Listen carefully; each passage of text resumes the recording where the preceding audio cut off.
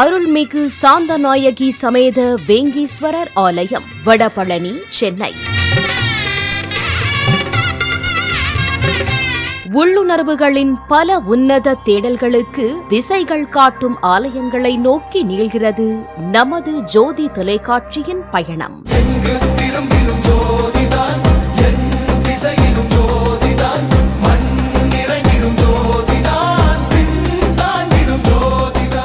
ஆகாச பந்தலை தொட்டு நிற்கும் கோபுரங்களை பார்த்து இருகரம் கூப்பி தொழுது வந்தால் நம் எண்ணங்களையும் செயல்களையும் கோபுரமாய் உயர்த்தும் ஆலயங்களை தேடித் தேடி பயணிக்கிறது நமது ஓயாத பயணம். ஜோதி ஜோதி ஜோதி எங்கள் ஜோதி ஜோதி ஜோதி.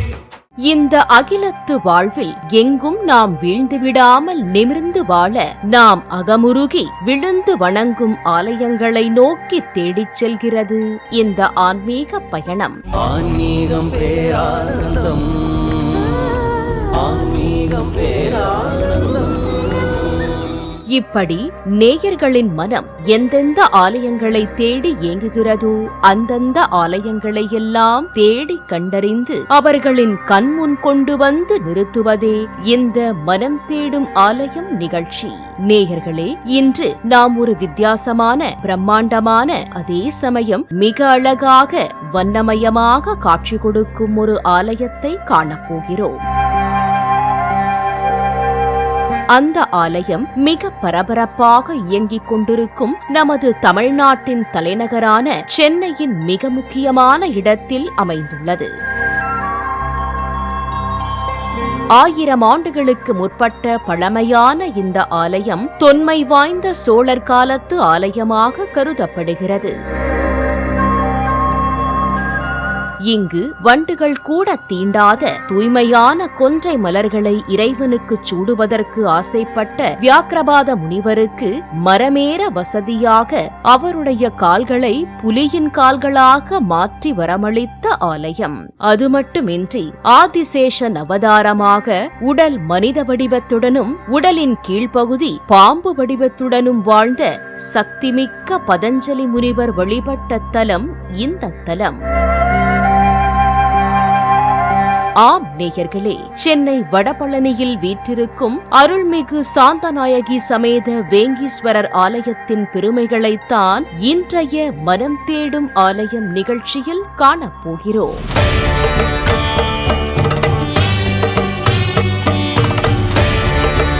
சென்னையின் இதயம் போன்ற பகுதியான வடபழனி 100 அடி சாலை பெருநகரத்திற்குள் நுழையும் மக்கள் பெருவாரியாக கடந்து செல்லும் பரபரப்பான பகுதி. சாலைக்கு நடுவில் என் வழி தனி வழி என்று விரைவாக கடந்து செல்லும் பெருநகர விரைவு ரயில்.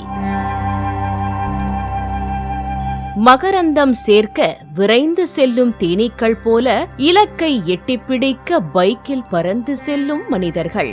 மொத்தமாக மக்களை அள்ளிச் சென்று வேறு வேறு இடங்களில் இறக்கிவிட்டு செல்லும் நகர பேருந்துகள், ஆட்டோக்கள். சின்னஞ்சிறு அறை நகர்வது போல அழகாக வண்ணமயமாக நகர்ந்து செல்லும் கார்கள் என்று பரபரப்பாக இயங்கும் பகுதியில் கோயம்பேட்டிலிருந்து கத்திப்பாரா செல்லும் சாலையில் வடபழனி சிக்னல் அருகே பிரம்மாண்டமாக அமைந்துள்ளது இந்த ஆலயம்.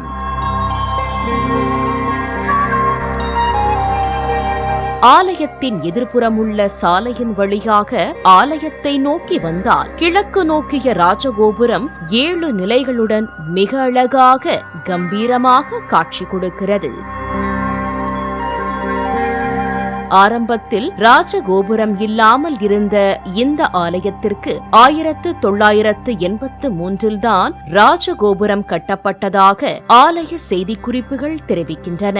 சிவமயம் என்றும் சிவ சிவ என்றும் கோபுரத்தில் பொறிக்கப்பட்ட வாசகம் இமைப்பொழுது கூட நமது நெஞ்சில் நீங்காமல் வாழும் சிவபெருமானின் நாமத்தை நமக்கு உணர்த்தியபடி அமைந்துள்ளது. ராஜகோபுரத்தின் முகப்பு மண்டபத்தின் மேல்புறம் சிவபெருமான் அம்பிகையுடன் குடும்பம் சகிதமாக அமைந்து காட்சி கொடுப்பது கோபுரத்தின் அழகை மேலும் அழகாக்குகிறது. அப்படி குடும்பம் சகிதமாக அமைந்திருக்கும் சிவபெருமானையும் அம்பிகையையும் அவரை உடலின் கீழ்ப்பகுதியில் பாம்பு வடிவம் கொண்டிருக்கும் பதஞ்சலி முனிவரும், உடலின் கீழ்ப்பகுதியில் புலிக்கால்கள் வடிவம் கொண்டிருக்கும் வியாக்கிரபாதர் முனிவரும் வணங்கியபடி இருப்பது ஆலயத்தின் வரலாற்றை நமக்கு வாயில் பகுதியிலேயே உணர்த்தும்படி அமைந்துள்ளது. அழகாக வானை தொட்டு நிற்கும் வண்ணமயமான ராஜகோபுரம் எங்கும் சிவபுராண கதைகளை அழகாக சித்தரிக்கும் எழிலார்ந்த சிற்பங்கள் அற்புதமாக அழகாக அமைக்கப்பட்டுள்ளது. சிறப்புமிக்க வடபழனி வேங்கீஸ்வரர் ஆலயத்தின் வாசலில் வந்து நின்ற மாத்திரத்திலேயே பெருநகரத்தின் ஒட்டுமொத்த சத்தமும் அடங்கி ஏதோ ஒரு கிராமத்து ஆலயத்திற்குள் நுழைந்தது போன்ற மன அமைதி நம்மை ஆட்கொள்வதுதான் இந்த ஆலயத்தின் தனிச்சிறப்பு. ராஜகோபுரத்தை தாண்டி உள்ளே நுழைந்ததும் ஆலயத்திற்குள் இருக்கும் மரங்களின் காற்று நம்மை தெய்வீகமாக தீண்டுகிறது. நமது சுவாசங்கள் புத்துணர்வு பெறுகின்றன. ஆலயத்தின் சூழல் நகரத்தின் பரபரப்புகளையும் நெருக்கடிகளையும் நம் மனதிலிருந்து மறக்கச் செய்கிறது. ஆலயத்தின் அமைதி, குளிர்ந்த காற்று இரண்டும் நமது மூச்சுக்கலைகளான சூரிய சந்திர கலை இரண்டையும் சமப்படுத்தி மனதிற்கு அமைதியை கொடுத்து நம்மை ஆலயத்திற்குள் அனுப்புவது போல சூரியரும் சந்திரரும் ராஜகோபுரத்தின் அருகிலேயே அமர்ந்துள்ளார்கள். ராஜகோபுரத்தின் வாசல் வழியாக நாம் ஆலயத்தின் உள்ளே நுழையும் போது இடப்பக்கம் 1000 கரங்களை கொண்டு அனைத்து கிரகங்களையும் தாங்கி பிடிக்கும் தந்தைக்கு காரகரான சூரிய பகவானும் வீரபத்திரர் சன்னதியும் அமைந்துள்ளது. அனைத்து கிரகங்களையும் தாயுள்ளத்துடன் நேசிக்கும், தாய்மையை குறிக்கும் காரக கிரகமான சந்திரனுக்கும் முனீஸ்வரருக்கும் தனி சன்னதி அமைந்துள்ளது. சூரியனின் சன்னதியையும் சந்திரனின் சன்னதியையும் கடந்து நகர்ந்ததும் நம் கண்களுக்கு கொடிமரம் தங்க நிறத்தில் ஜொலிப்புடன் நிற்பதை காண முடிகிறது. ஆலயத்திற்குள் இருக்கும் எதிர்மறை சக்திகளை அகற்றி இறையாற்றலை அதிகரித்தபடி நிற்கும் கொடிமரத்தின் முன்பு ஆண்கள் அஷ்டாங்க நமஸ்காரமும் பெண்கள் பஞ்ச அங்க நமஸ்காரமும் செய்ய வேண்டும் என்று சாஸ்திரம் கூறுகிறது. ஏன் அவ்வாறு செய்யச் சொல்கிறார்கள் என்பதை ஆலயத்தின் பெருமைகளை பேசும்போதே இந்த தகவலையும் நாம் தெரிந்து கொள்வோம். ஆலயத்தின் கொடிமரத்தின் முன்பு ஆண்கள் தங்களது 8 அங்கங்களான 2 கைகள், 2 கால்கள், 2 முட்டிகள், மார்பு மற்றும் நெற்றி ஆகியவை தரையில் படுமாறு வணங்க வேண்டும். காரணம், பூமியின் காந்த ஆற்றல் ஆண்களின் மார்பு மற்றும் நெற்றி பகுதி வழியாக உடலுக்குள் செல்ல வேண்டும் என்றும், அதே சமயம் பெண்களின் மார்பு மற்றும் வயிறு ஆகிய பகுதிகள் பூமியில் நேரடியாக படக்கூடாது என்று சாஸ்திரங்கள் கூறுகின்றன. காரணம், பெண்களின் கருப்பை மற்றும் மார்பகங்கள் மீது பூமியின் காந்த ஆற்றல் படுவது தவிர்க்கப்பட வேண்டும் என்பதற்காகவே இந்த விதி உருவாக்கப்பட்டதாக சாஸ்திரம் அறிந்தவர்கள் கூறுகிறார்கள். சிறப்பு வாய்ந்த கொடிமரத்தின் அருகிலேயே பிரதோஷ நந்தி அழகாக அமைந்துள்ளது. பிரதோஷ காலங்களில் இந்த நந்திக்கு மிகச் சிறப்பான வழிபாடுகள் செய்யப்படுகின்றன. கொடிமரத்தையும் அதனருகே வீற்றிருக்கும் பிரதோஷ நந்தியையும் கண்ட நாம் இப்போதுதான் ஆலயத்தின் முழு தோற்றத்தையும் காண முடிகின்றது. சோழர் கால கட்டிடக்கலைக்கே உரிய கஜபிருஷ்ட, அதாவது தூங்கானை அமைப்பில் அமைந்துள்ளது. ஆன்மீக சிறப்புமிக்க ஆலயத்தின் கருவறைக்குள் நாம் நுழைகிறோம். அங்கே கருவறையில் வியாக்கிரபாதரும் பதஞ்சலி முனிவரும் துதித்த பெரிய திருமேனியாக கம்பீரமாய் வீற்றிருந்து நேராக தரிசனம் தருகிறார் ஸ்ரீ வேங்கீஸ்வரர். தீபாராதனை ஒளியில் அந்த ஈசனை காணும் கண்கள் அகத்தின் இருளை அகற்றி ஒளியை தருகின்றன. சிவனோடு ஒக்கும் தெய்வமில்லை உலகினில், அவனோடு ஒப்பார் யாரும் இல்லை எனும் வார்த்தைகளுக்கு ஏற்ப தன்னிகரில்லாத தனிப்பெரும் பேரொளியாக மிக பெரும் ஆற்றலாக அமைந்து அருள் கொடுக்கிறார் அருள்மிகு வேங்கீஸ்வரர். கரங்குவிவார் உள்மகிழும் கோன்கழல்கள் வெல்க, சிறங்குவிவார் ஓங்குவிக்கும் சீரோன்கழல் வெல்க எனும் திருவாசகத்தின் தேனமுதான வார்த்தைகளுக்கு ஏற்ப எந்நாட்டவரும் கரம் கூப்பி உள்ளன்போடு மகிழும் இறைவனான ஈசனை தலைமேல் கைகளை கூப்பித் தொழுபவரை மேலானவர்க்கும் மேலானவராக உயர்த்தும் புகழுடையவனான வேங்கீஸ்வரரை நாம் கண்ணார கண்டு தரிசிக்கிறோம். முன்னே நந்தியம் பகவானும் அருகருகே வியாக்கிரபாத முனிவரும் பதஞ்சலி முனிவரும் வழிபட மலர் மாலைகள் சூடி அந்த மாயப் பிறப்புகளையெல்லாம் அறுக்கும் மன்னன் அழகாக அமைந்துள்ளார்.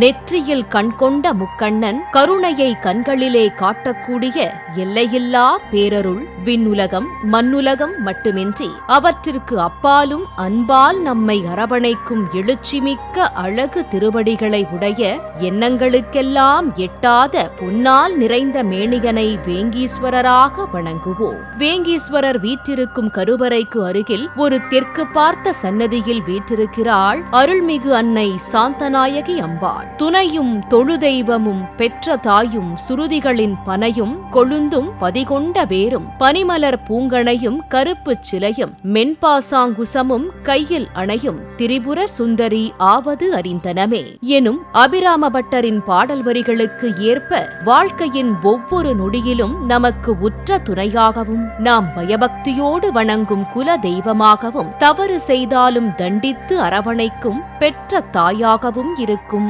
அன்னை சாந்தநாயகி அம்பாள் வேதங்களின் உலகளாவிய பெரும் கிளைகளாக விரிந்து நிற்பவளும் வேதங்களின் நுனியில் துளிர்க்கும் அழகிய கொழுந்தாக விளங்குபவளும் அந்த வேதங்கள் நிலை பெற்று நிற்பதற்கு ஆதாரமாக விளங்கும் ஆணிவேராக பூமியில் பதிந்திருப்பவளாகவும் அமர்ந்து அருள் கொடுக்கிறாள். அருள் நிறைந்த வேங்கீஸ்வரரையும் சாந்தநாயகி அம்பாளையும் வழிபட்ட நாம் பிரகாரத்தின் மற்ற தெய்வங்களை வணங்கும் முன்பு ஆலயத்தின் ஆன்மீக வரலாற்றை காண்போம். நேயர்களே, இந்த ஆலயத்தின் பெருமை வெறும் பழமையில் மட்டுமல்ல, இங்கு மறைந்திருக்கும் ஆன்மீக ரகசியங்களிலும் அடங்கியுள்ளது. இந்த தலம் முற்காலத்தில் தொண்டை மண்டலத்தின் 24 கோட்டங்களில் ஒன்றான புலியூர் கோட்டம் என்று அழைக்கப்பட்டது. மத்தியந்தினர் முனிவரின் மகனான வியாக்கிரபாதர் விடியற்காலையில் வண்டுகள் தீண்டாத தூய மலர்களை பறிக்க தன் தவ வலிமையால் புலிக்கால்களை பெற்றார். அவர் இங்கு சிவலிங்கத்தை ஸ்தாபித்து வழிபட்டதால் இத்தல ஈசனுக்கு வேங்கீஸ்வரர் என்றும் வியாக்கிரபுரீஸ்வரர் என்றும் பெயர்கள் வந்தன. இந்த புலிக்கால் முனிவரின் பெயரை நினைவுபடுத்தும் விதமாகவே இன்றும் இந்த பகுதி புலியூர் என்று அழைக்கப்படுகிறது. இந்த ஆலயத்தின் மற்றொரு ஆன்மீக சிறப்பாக பதஞ்சலி முனிவர் தங்கி வணங்கிய சிறப்பு ஒன்று உண்டு. பார்க்கடலில் திருமாலின் மணக்கண்ணில் தோன்றிய சிவபெருமானின் நடனத்தைக் கண்டு பரவசமடைந்த ஆதிசேஷன் ஈசனின் நடனத்தை காண்பதற்காகவே அத்திரி அனுசுயை தம்பதிக்கு மகனாக பிறந்து பதஞ்சலி முனிவராக அவதரித்தார். இந்த வியாக்கிரபாதரும் பதஞ்சலி முனிவரும் தில்லைக்குச் சென்று நடராச பெருமானின் ஆனந்த தாண்டவத்தை காண்பதற்கு முன்பாக இந்த ஆலயத்தில்தான் பல நாட்கள் தங்கி இணைந்து சிவபூஜை செய்து பேரருள் பெற்றனர் என்று இந்த தலத்தின் ஆன்மீக வரலாறு கூறுகிறது. நேயர்களே, இனி நாம் இந்த ஆலயத்தின் பிரகார தெய்வங்களை பற்றி காண்போம். பிரகாரத்தை வலம் வரும்போது முதலில் தனி கோயிலில் வீற்றிருக்கும் வரசித்தி விநாயகரை தரிசிக்கிறோம். அருகம்புல் சூடி மெல்லிய குளிர்ச்சியான செந்தாமரை பாதங்கள் கொண்டு சிலம்புகள் அணிந்தபடி பாலும் தெளிந்த தேனும் சர்க்கரை பாகும் தானிய வகைகளும் கொண்டு இந்த வரசித்தி விநாயகரை வணங்கினால் குழந்தைகளுக்கு சங்கத்தமிழ் 3ஐயும் தந்து அருள் புரிகிறார். விநாயகரை கடந்து வந்தால் வெள்ளியில் கவசங்கள் சூடி கொன்றை பூமாலை சூடி கல்லாலமரத்தின் அடியில் அமர்ந்து நமக்கெல்லாம் நல்லருள் புரிகிறார் தேவகுரு தட்சிணாமூர்த்தி. கல்லாலமரம் எனும் ஆலமரத்தின் அடியில் அமர்ந்து ரிக் யஜுர் சாம அதர்வன என்னும் 4 வேதங்களையும் அவற்றின் 6 அங்கங்களான சிக்ஷைஷ சிக்ஷை வியாக்கரணம், நிருத்தம், சந்தஸ், ஜோதிஷம், கல்பம் ஆகியவற்றை கற்று மிகச்சிறந்த வல்லுநர்களாக விளங்கிய சனகர், சனாதனர், சனந்தனர், சனத்குமாரர் ஆகிய 4 முனிவர்களுக்கும் சொற்களுக்கெல்லாம் எட்டாத முழுமையான பொருளாய் வேதங்களின் எல்லைக்கும் அப்பால் விளங்கும் பரம்பொருளாகவும் இங்கு அமர்ந்து அருள் கொடுக்கிறார் தேவகுரு தட்சிணாமூர்த்தி. குருதோஷம் உள்ளவர்கள், குரு திசை நடப்பவர்கள், திருமணம், குழந்தை பாக்கியம் வேண்டுபவர்கள் இங்கு வியாழக்கிழமைகளில் கொண்டை கடலை மாலை அணிவித்து பக்தர்களுக்கு கொண்டை கடலை பிரசாதம் கொடுத்து வழிபட்டால் நிச்சயம் வேண்டியது நடக்கும் என்று கூறுகிறார்கள். குரு தட்சிணாமூர்த்தியை கடந்து கருவறைக்கு பின்புறம் சென்றால் ஹரியும் ஹரனும் ஒன்று என்று நமக்கு உணர்த்தும் வண்ணம் மகாவிஷ்ணு அருள் கொடுக்கிறார். ஆலயத்தின் மற்ற பகுதிகளில் பிரம்மா, துர்கை, சண்டிகேஸ்வரரை நாம் கண்டு வணங்கலாம். மேலும் இங்குள்ள காளியம்மன் அபிஷேக மண்டபத்தில் ஒவ்வொரு மாதமும் ஒரு வெள்ளிக்கிழமையன்று காளியம்மன் உற்சவருக்கு சிறப்பு அபிஷேகங்கள் நடைபெறுகின்றன. ஆலயத்தின் ஒரு பக்கத்தில் காசி விஸ்வநாதரும் விசாலாட்சி அம்மனும் தனி சன்னதியில் எழுந்தருளி அருள் கொடுக்கிறார்கள்.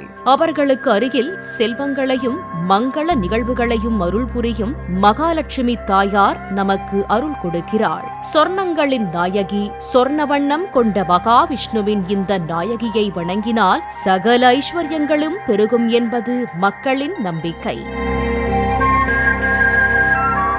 ஆலயத்தின் மற்றொரு பக்கம் வள்ளி தெய்வானையுடன் ஸ்ரீ சுப்பிரமணியர் தனி சன்னதியில் அருள் கொடுக்கிறார். ஆலயத்தில் நவக்கிரக சன்னதியும் பைரவர் சன்னதியும் ராஜகோபுரத்தின் வாசலருகே அமைந்துள்ளன. இங்கு சங்கடங்கள் அனைத்தையும் தீர்த்து வாழ்வில் பல படிப்பினைகளை கொடுக்கும் சனி பகவான் தனி சன்னதியில் எழுந்தருளி நமக்கு அருள் கொடுக்கிறார். சனிக்கிழமைகளில் இவருக்கு சிறப்பு அபிஷேகங்கள் நடைபெறுகிறது. 7.5 சனி, அஷ்டம சனி, சனி திசை நடப்பவர்கள் இந்த சனீஸ்வரருக்கு சனிக்கிழமை தோறும் நல்லெண்ணெய் தீபம் ஏற்றி வழிபட சகல நன்மைகளும் உண்டு என்பது ஐதீகம். இத்தனை சிறப்புகள் வாய்ந்த சித்தர்கள் நடமாடி போற்றிய இந்த தொன்மையான வேங்கீஸ்வர பெருமானின் இந்த அற்புத ஆலயத்திற்கு எப்படி செல்வது என்பதை தெரிந்து கொள்வோம். சென்னை கோயம்பேடு, தியாகராய நகர், அடையாறு, தாம்பரம் என நகரின் எந்த பகுதியிலிருந்தும் வடபழனிக்கு ஏராளமான மாநகர பேருந்துகள் இயக்கப்படுகின்றன.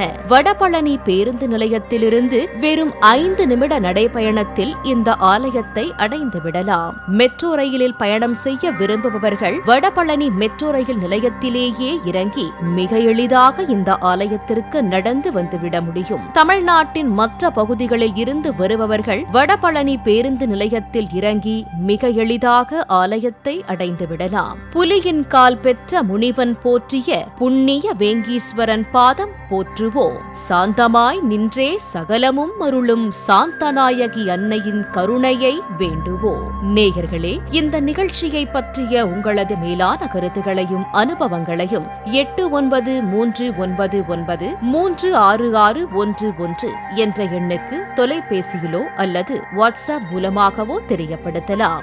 மேலும் பல அரிய ஆன்மீக தகவல்கள், கதைகள், பாடல்கள் அனைத்தையும் கண்டு ரசிக்க தொடர்ந்து ஜோதி தொலைக்காட்சியுடன் இணைந்திருங்கள். பக்தியை கொண்டாடுங்கள். அருள்மிகு சாந்தநாயகி சமேத வேங்கீஸ்வரர் ஆலயம், வடபழனி, சென்னை.